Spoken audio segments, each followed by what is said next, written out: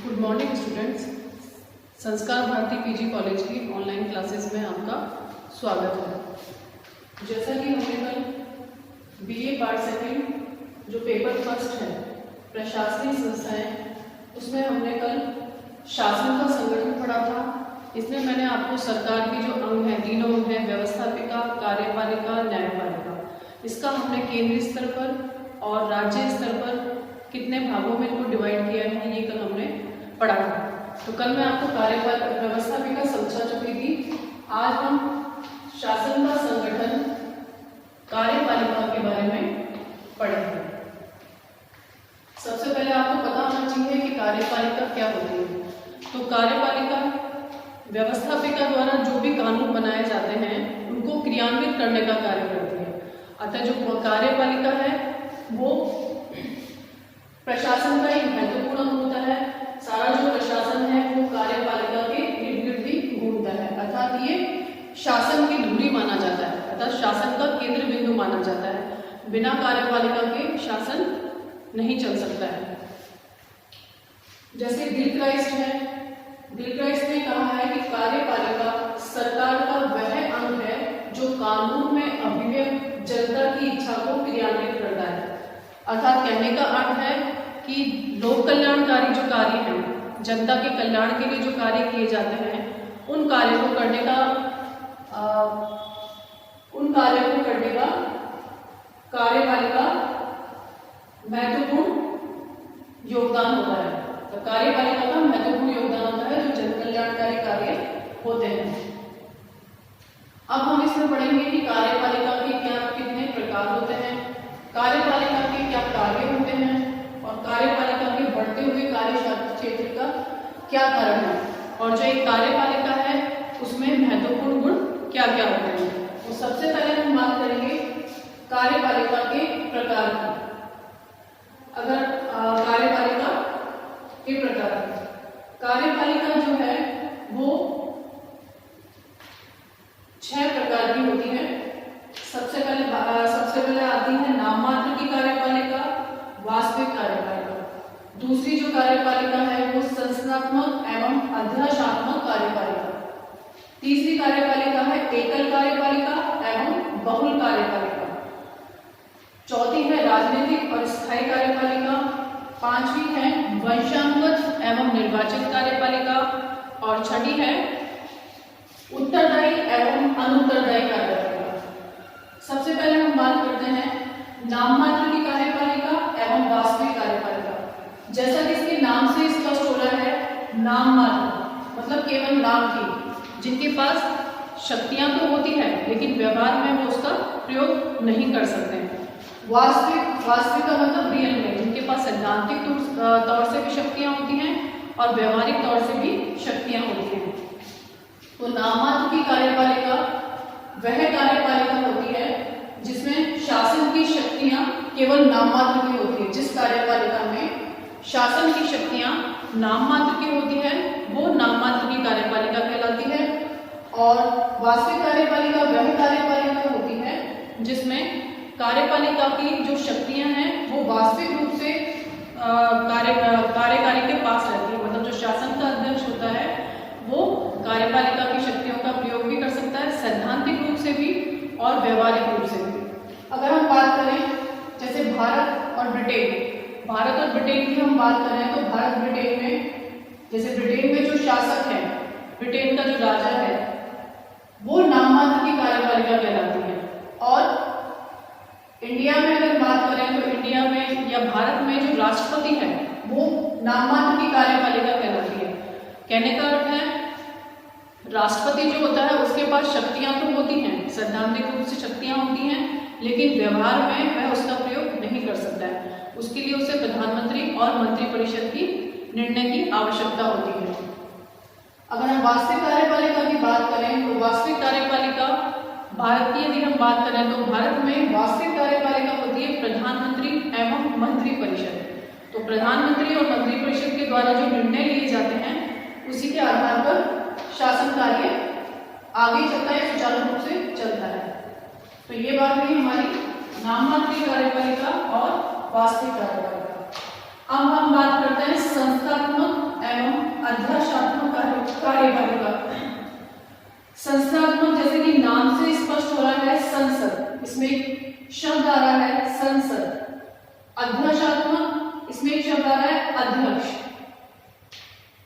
संस्थात्मक कार्यपालिका वह कार्यपालिका होती है जिसमें कोई भी कानून यदि बनता है, कोई भी कानून प्रस्ताविका द्वारा बनती है तो उसमें संसद का योगदान महत्वपूर्ण होता है। संस्थात्मक कार्यपालिका में संसद ही कानून का क्रियान्वयन करती है, वही पारित किया जाता है।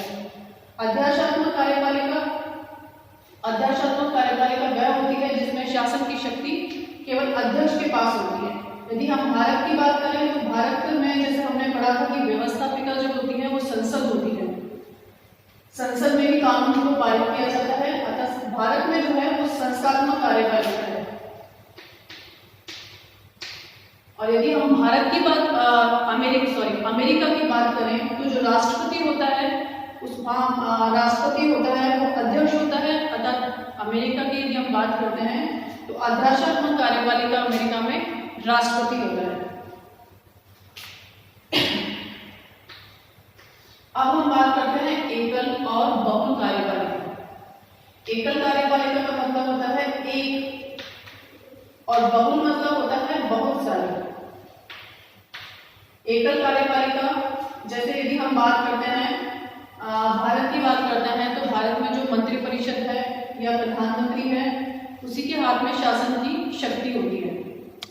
तो यदि हम भारत और अमेरिका की बात करें तो वहाँ एकल कार्यपालिका मिलती है। तथा शासन की समस्त जो समुचित संचालन है वो एक ही व्यक्ति के द्वारा किया जाता है। यदि हम बहुल कार्यपालिका की बात करें तो बहुल मतलब बहुत सारे व्यक्तियों के साथ। अगर हम स्विट्जरलैंड की बात करें तो स्विट्जरलैंड में जो स्विस परिषद होती है, राज्य परिषद होती है, उसमें 7 सदस्य होते हैं। वो 7 सदस्य मिलकर के शासन का संचालन करते हैं। हर साल वहाँ पे बैठक होती है। उस बैठक में उन 7 सदस्यों में से प्रत्येक एक सदस्य हर साल चुनाव चयनित होकर के शासन का संचालन करता है। तो ये है हमारी एकल कार्यपालिका और बहुल कार्यपालिका। अब हम बात करते हैं राजनीतिक कार्यपालिका और स्थायी कार्यपालिका। राजनीतिक कार्यपालिका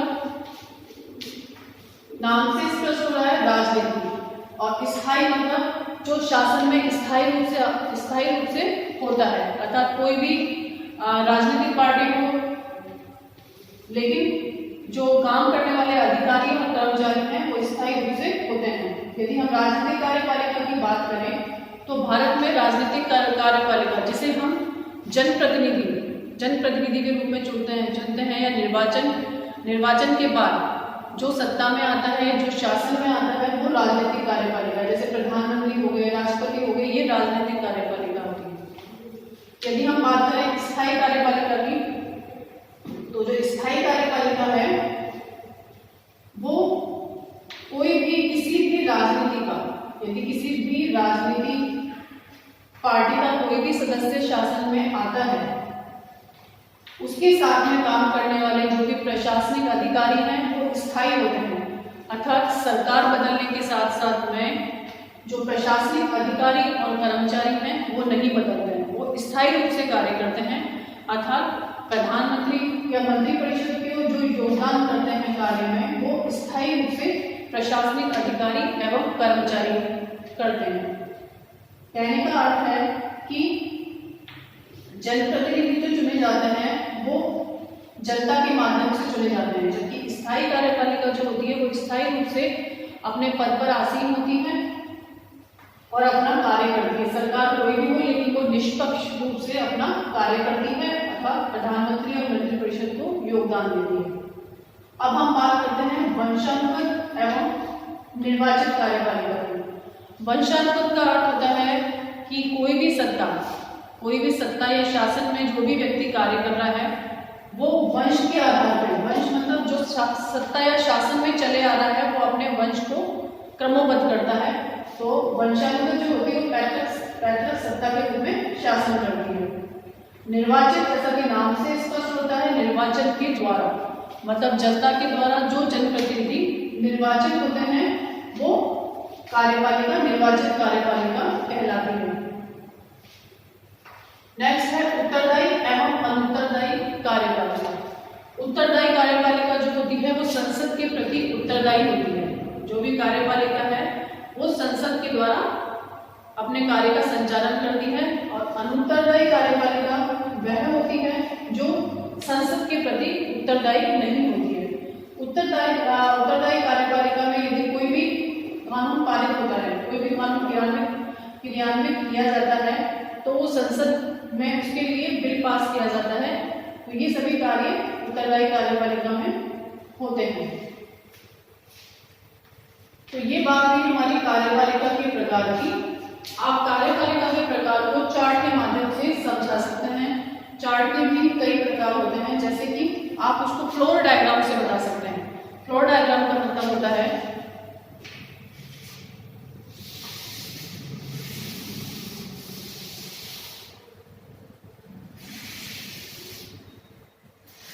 यदि हम कार्यपालिका का आपका क्वेश्चन है, यदि आपसे कार्यपालिका का क्वेश्चन पूछा जाता है तो आप कार्यपालिका को किस प्रकार समझाएंगे, उस क्वेश्चन को किस तरीके से रिप्रेजेंट करेंगे।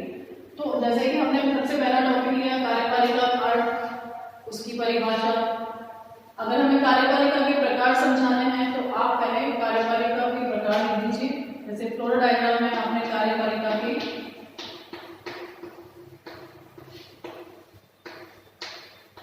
प्रकार लिख दिए। ये आपने सर्कल से ऐसे कर दिया है। फिर इसके जो पार्ट हैं आपने उसमें डिवाइड कर दिया है।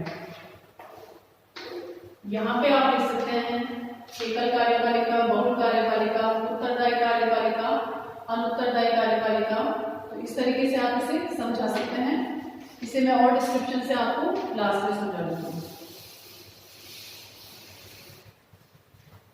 अब बात करते हैं हम कार्यपालिका के कार्य की।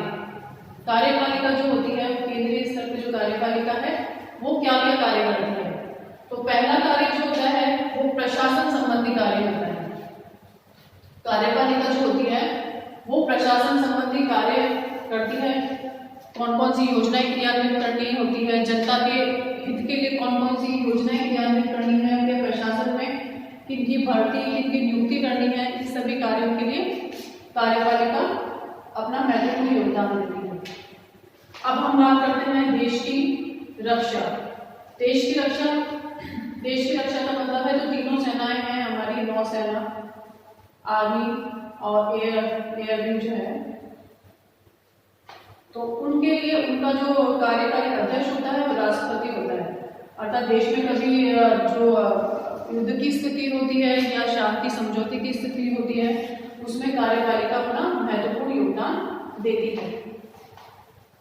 वैदेशिक संबंध, जैसे कि जो वर्तमान युग है वो अंतरराष्ट्रीय संबंध का युग है। मतलब हमें व्यापार के लिए वाणिज्यिक तौर पर विदेशों में निर्भर रहना पड़ता है। अर्थात उन संबंधों को ध्यान में रखते हुए कार्यपालिका अपना योगदान देती है। वहाँ पे राजदूतों की नियुक्ति करना, ये सभी कार्य कार्यपालिका के होते हैं। अब हम बात करते हैं विधायी कार्य की। विधायी का मतलब होता है कानून से संबंधित कार्य। विधायी कार्य कानून से संबंधित कार्य। तो व्यवस्थापिका द्वारा जो भी कानून निर्मित किए जाते हैं उन पर निर्णय लेने का जो अधिकार होता है वो कार्यपालिका का होता है। अर्थात विधायी कार्य में भी कार्यपालिका का महत्वपूर्ण योगदान होता है। प्रदत्त व्यवस्थापन का मतलब होता है कई बार व्यवस्थापिका कुछ कार्य ऐसे होते हैं जिन पे वो निर्णय नहीं ले पाती है, तो उन कार्यों पर निर्णय लेने का जो अधिकार है वो कार्यपालिका के द्वारा लिया जाता है। तो प्रदत्त व्यवस्थापन में भी कार्यपालिका अपना योगदान देती है। 6 है वित्तीय कार्य। वित्तीय कार्य जैसे कि समझ में आ रहा है वित्त मतलब आय व्यय का जो साल भर का जो लेखा जोखा होता है उससे संबंधित कार्य भी कार्यपालिका के द्वारा किए जाते हैं। 7वां है योजनाओं का निर्धारण। योजनाओं का निर्धारण किस प्रकार से किया जाता है। योजनाएं हैं, अब जो योजनाएं बनाई जाएंगी वो जनता के कल्याण के लिए बनाई जाएंगी, लोक कल्याणकारी राज्यों के लिए या जनता के कल्याण के लिए जो योजनाएं बनाई जाएगी वो भी कार्यपालिका के द्वारा सैंक्शन होती है। जो योजनाएं हैं वो वार्षिक योजनाएं हैं, उनकी अवधि कितनी होगी, उनमें कितना आय होगी, कितनी व्यय होगी, वो सब कार्यपालिका के द्वारा किया जाता है। 8 है जन कल्याणकारी कार्य। कार्यपालिका के द्वारा कई सारे जन कल्याणकारी कार्य किए जाते हैं, जैसे कि उनकी बिजली से संबंधित कार्य, उनकी सुरक्षा से संबंधित कार्य जो भी हैं वो कार्यपालिका के द्वारा किए जाते हैं। तो जितने भी जन कल्याणकारी हैं इसमें कार्यपालिका अपने हित के बारे में ना सोच करके जनता के कल्याण के बारे में सोच के जन कल्याणकारी योजनाएं बनाती है। न्यायिक कार्य मतलब न्याय से संबंधित कार्य, जैसा कि आपको पता है राष्ट्रपति जो होते हैं, राष्ट्रपति भी कार्यपालिका के रूप में होते हैं। अर्थात उन्हें किसी भी व्यक्ति को जिसे दंड मिला है उसे माफ करने का अधिकार राष्ट्रपति के पास होता है। अतः ज्यादातर जो न्यायिक कार्य है उसमें भी कार्यपालिका का महत्वपूर्ण योगदान होता है। विविध कार्य मतलब होता है अन्य कार्य। अब देश की सुरक्षा से संबंधित जितने भी कार्य होंगे, जैसे कि प्रशासन में किसी की नियुक्ति करनी है, किसी की पदोन्नति है या कुछ भी अन्य कार्य हैं, वो कार्यपालिका के द्वारा किए जाते हैं। तो ये 10 जो कार्य हैं वो आप नोट कर लीजिए। प्रशासन संबंधी कार्य, देश की रक्षा संबंधित कार्य, वैदेशिक संबंधित कार्य, विधायी कार्य, प्रदत्त व्यवस्थापन, वित्तीय कार्य, योजनाओं का निर्धारण, जन कल्याणकारी कार्य, न्यायिक कार्य और लास्ट में है विविध कार्य। तो ये सभी कार्य कार्यपालिका के द्वारा किए जाते हैं।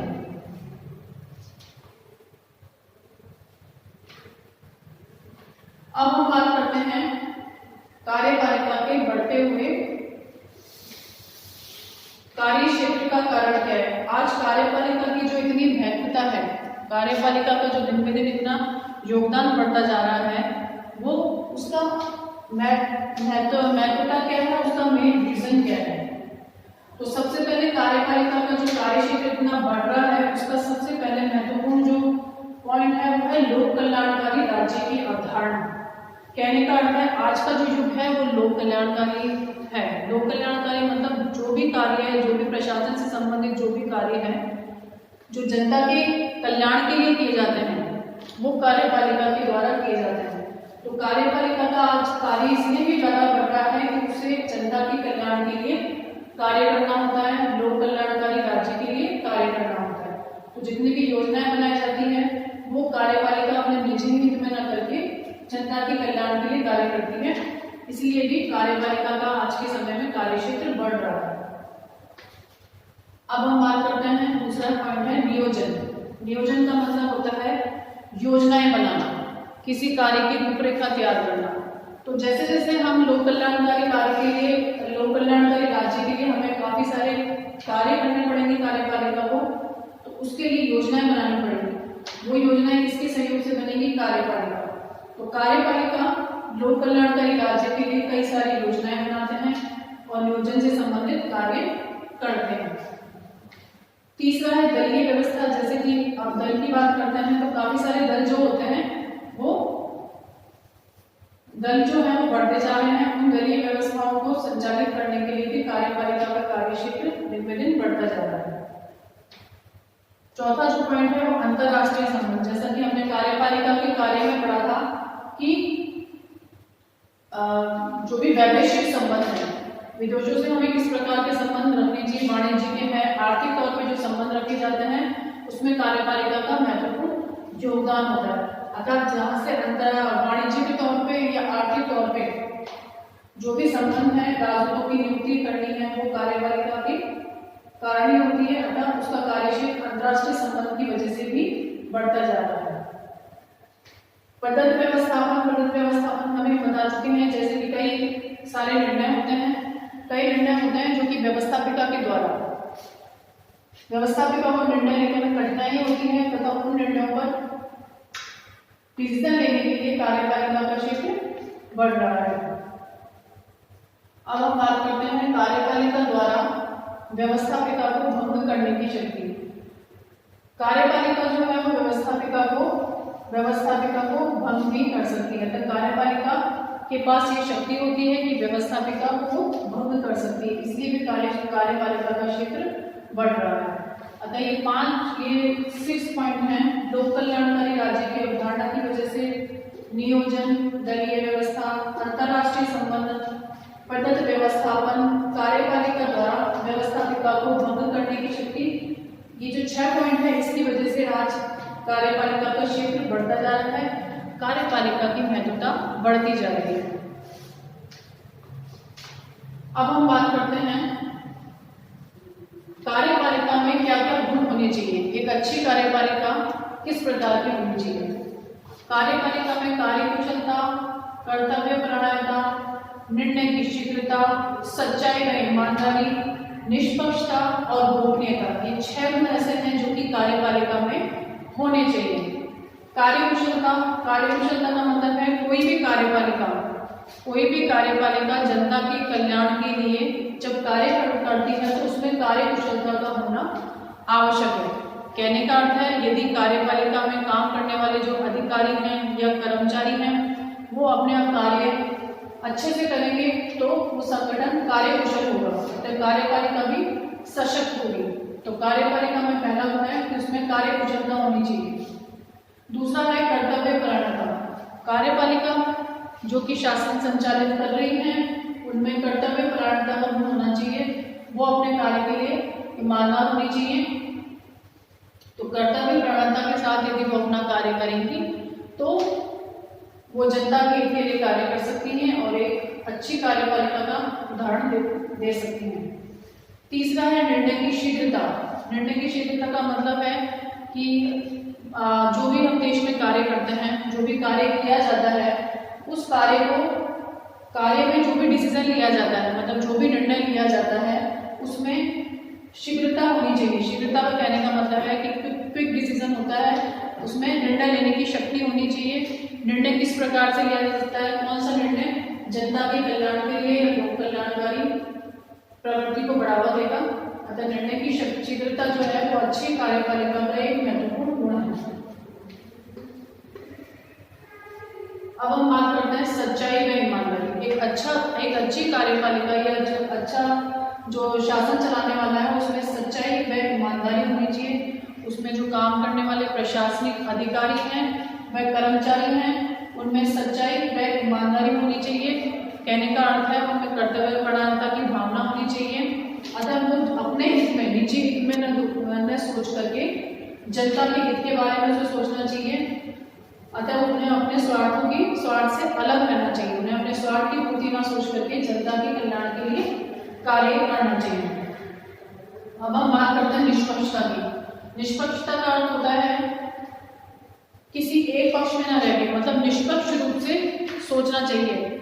उन्हें पार्शलिटी नहीं करनी चाहिए। पार्शलिटी कहने का मतलब है किसी एक व्यक्ति के बारे में ना सोचकर सभी के हित के बारे में सोचना चाहिए। जब कोई भी जो डिसीजन या कोई भी निर्णय लिया जाता है उसमें व्यक्ति को या कार्यपालिका को निष्पक्ष होना चाहिए। 6 पॉइंट है गोपनीयता। कई ऐसे निर्णय कार्यपालिका के द्वारा लिए जाते हैं जिनमें गोपनीयता की भावना होती है। गोपनीयता मतलब किसी भी बात को गोपनीय रखना। कई सारे डिसीजन होते हैं जो कार्यपालिका द्वारा लिए जाते हैं वो गोपनीय रखे जाते हैं, उनमें गोपनीयता रखी जानी चाहिए, उन्हें लीक नहीं करना चाहिए। कार्यकुशलता, कर्तव्यपरायणता, निर्णय की शीघ्रता, सच्चाई व ईमानदारी, निष्पक्षता एवं गोपनीयता, ये सभी कार्यपालिका के गुण हैं।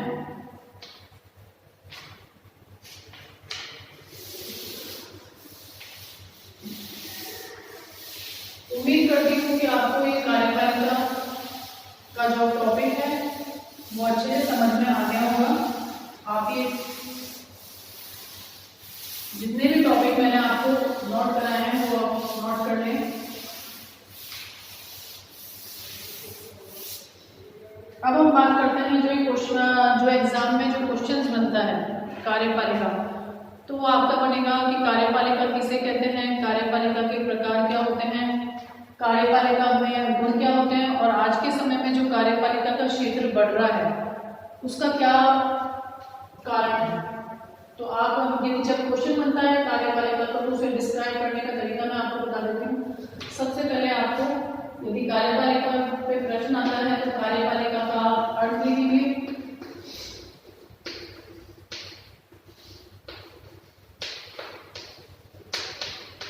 अर्थ के साथ में आप किसी भी क्वेश्चन को यदि आप किसी भी प्रश्न को यदि आप स्टार्ट करते हैं तो उसका पहले अर्थ लिखिए, फिर परिभाषाएं लिखिए।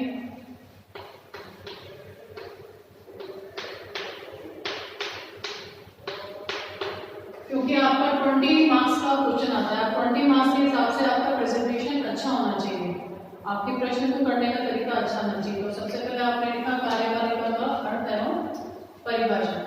फिर हम बात करते हैं कार्यपालिका के प्रकार की।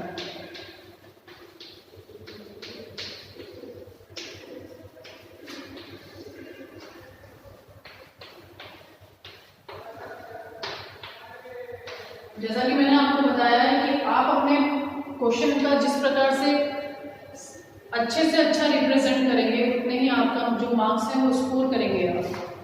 तो कार्यपालिका का जो प्रकार है आप इसको कई तरीके से बता सकते हैं, या तो आप सीधे पॉइंट्स लिखें कि कार्यपालिका का प्रकार है, आप 1 2 3 जितने भी भाग में डिवाइड किया है आप पहले उनको लिखें, फिर उसको डिस्क्राइब करें। दूसरा तरीका होता है प्रेजेंट करने का, आप जो कलर्ड पेन है या कोई भी आपका कलर पेन है ब्लैक है, उस ब्लैक पेन से आप अपने जो फ्लोर डायग्राम है उसको बता सकते हैं।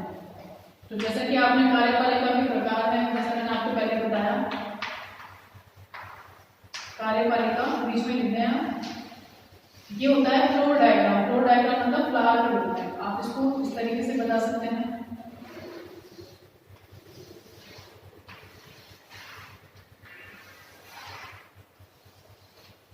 अब यहाँ पे आप लिख सकते हैं जैसे एकल कार्यपालिका,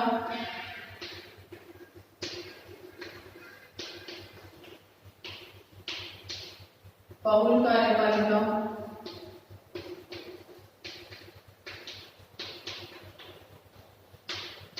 यहाँ पे आपने एकल कार्यपालिका, बहुल कार्यपालिका लिख दी। अब यहाँ लिख सकते हैं आप नाममात्र की कार्यपालिका एवं वास्तविक कार्यपालिका। फिर आप लिख सकते हैं उत्तरदायी एवं अनुत्तरदायी कार्यपालिका।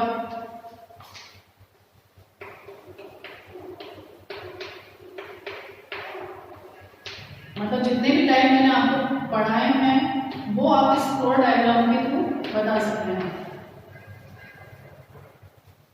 संस्थात्मक एवं अध्याशात्मक कार्यपालिका,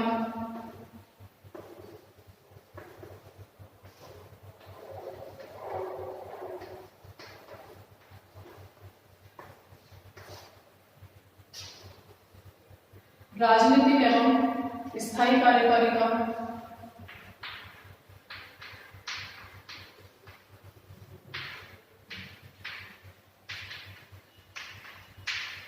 एवं वंशानुगत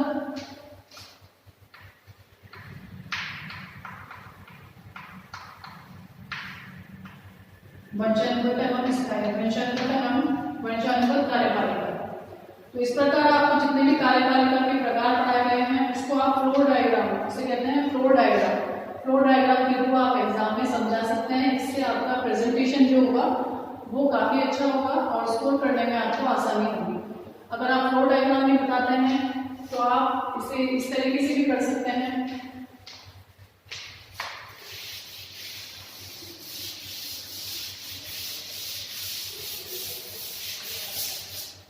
जैसे आपने कार्यपालिका के प्रकार लिख दिए हैं, आप इसको इस माध्यम से भी समझा सकते हैं।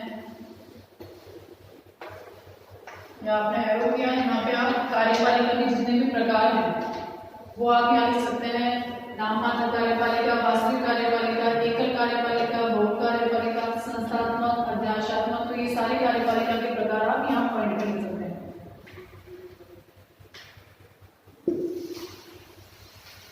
तीसरा तरीका है कार्यपालिका के प्रकार आपने लिख दिए हैं।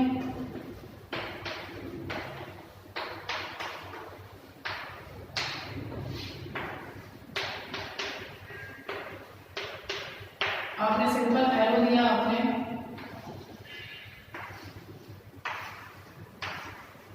यहाँ पे आप टाइप कर सकते हैं जैसे कि नाममात्र कार्यपालिका, वास्तविक कार्यपालिका। तो जो भी आपके पॉइंट्स हैं वो आप इन एरो के ऊपर लिख सकते हैं। आप अपने तरीके से आप उसको रिप्रेजेंट कर सकते हैं क्वेश्चन को। इससे आपके मार्क्स के स्कोरिंग में आपको सहायता करेगी। इसी तरीके से कार्यपालिका के आपने प्रकार पढ़े हैं। कार्यपालिका का जो प्रकार है वो आपने इस तरह से डिस्क्राइब कर दिया। उसके बाद कार्यपालिका के जो गुण हैं या कार्यपालिका के कार्य, जैसे कार्यपालिका के आपने कार्य लिख दिए हैं।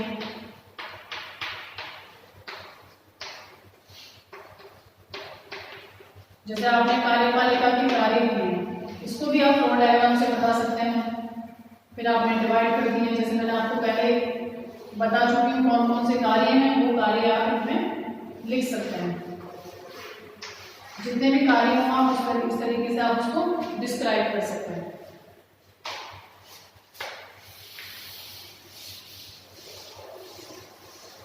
कार्यपालिका के कार्य के बाद मैंने आपको बताया कार्यपालिका के गुण। फिर आप कार्यपालिका के गुण लिख दीजिए।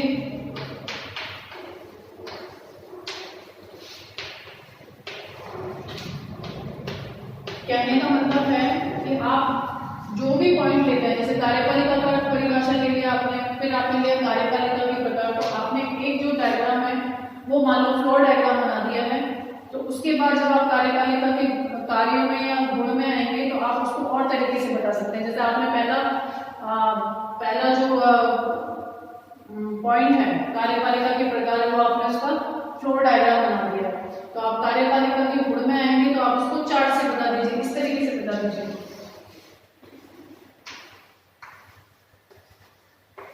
यहाँ पे आप कार्य कुशलता लिख सकते हैं, कर्तव्य परायणता,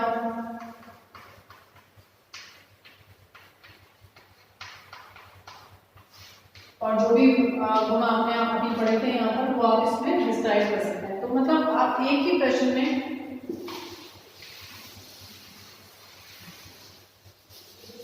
आप कहने का अर्थ है कि आप अपने एक ही प्रश्न में किस प्रकार से उस क्वेश्चन को डिस्क्राइब कर सकते हैं, उसे रिप्रेजेंट कर सकते हैं, उसे मार्क्स के लिए अच्छा स्कोर मिले, आप उसको किस तरीके से रिप्रेजेंट कर सकते हैं। आप अगर आपका जो एक प्रश्न है उसमें यदि आप 2 या 3 चित्र बना देते हैं या 2-3 डायग्राम से आप अपने समझा सकते हैं। मतलब आपको डिस्क्राइब करने के साथ, डिस्क्राइब तो आपको करना ही है, डिस्क्राइब करने के साथ यदि आप फ्लो डायग्राम के माध्यम से या चित्र के माध्यम से या चार्ट के माध्यम से आप अपने प्रश्न को समझाते हैं तो आपको अच्छे मार्क्स स्कोर होंगे। लास्ट में जब आपका प्रश्न पूरा हो जाता है, जैसे मैंने आपको बताया कार्यपालिका का अर्थ एवं परिभाषाएं, फिर आपने लिखा है कार्यपालिका के प्रकार,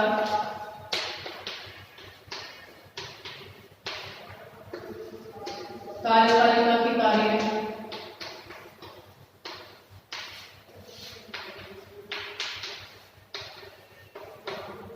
कार्यपालिका के कार्य क्षेत्र के कार्यपालिका के बढ़ते हुए कार्य क्षेत्र का कारण,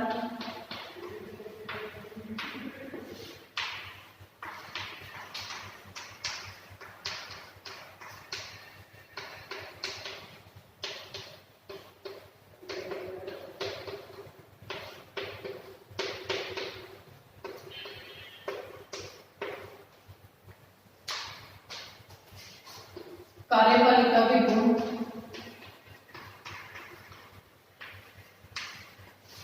तो आपने यही टॉपिक पढ़े हैं आज कार्यपालिका में। कार्यपालिका का अर्थ एवं परिभाषाएं, फिर कार्यपालिका के प्रकार, उसका आपने डिस्क्राइब किया, फिर डिस्क्राइब करने के बाद आपने फ्लो डायग्राम बना लिया, फिर आपने कार्यपालिका के कार्य लिखे, फिर उसे डिस्क्राइब किया, फिर आपने एक चार्ट बना दिया उसी से संबंधित, फिर कार्यपालिका के बढ़ते हुए कार्य क्षेत्र को आपने बता दिया, फिर कार्यपालिका के गुण को बता दिया। तो जब आपका प्रश्न समाप्त होता है उसके लास्ट में लेना होता है निष्कर्ष, कंक्लूजन। कंक्लूजन का मतलब होता है आपने जो भी कार्यपालिका के बारे में पढ़ा है उससे उसका निष्कर्ष क्या मिलता है, निष्कर्ष क्या समझ में आता है। जैसे हमने कार्यपालिका का पढ़ा तो कार्यपालिका जो है वो शासन में एक महत्वपूर्ण भूमिका निभाती है। तो ये सब आपको निष्कर्ष में समझाना होता है, तभी आपका प्रश्न पूरा माना जाता है। लास्ट में आपको निष्कर्ष देना जरूरी होता है, तो आप निष्कर्ष जरूर दें।